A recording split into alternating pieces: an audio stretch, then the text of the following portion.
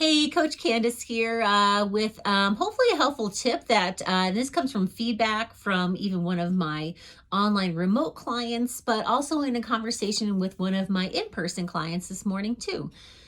And for example, I'm going to use the verbiage from my one of my online clients where she was trying to do a particular movement. In this case, she has like a home like pec fly machine, and she tried going heavier, and she said, but it was a no go.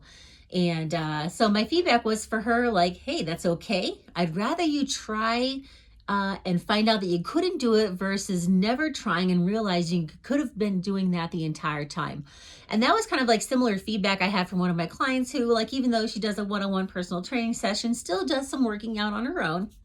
And she said she was doing some arm exercises, but just never knew like when to perhaps like increase her weight. And just kind of like a general rule of thumb I told her was like, if your last 3 to 4 were as easy as the first 3 to 4, you probably could have gone heavier.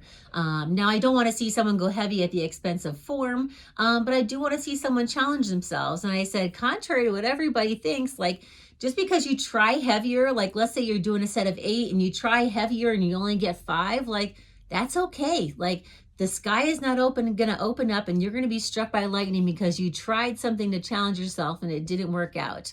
But again, like I said, like with my online client, like I don't want you to like hold yourself back from never trying just because you think you couldn't do it and then you try it one day and you could.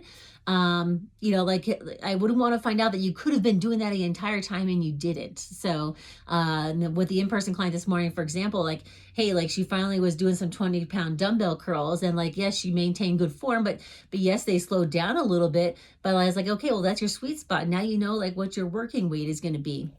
But the last thing I want to do is just see somebody never try, then realize they could have been doing that the entire time. So it's okay. Try to go heavier.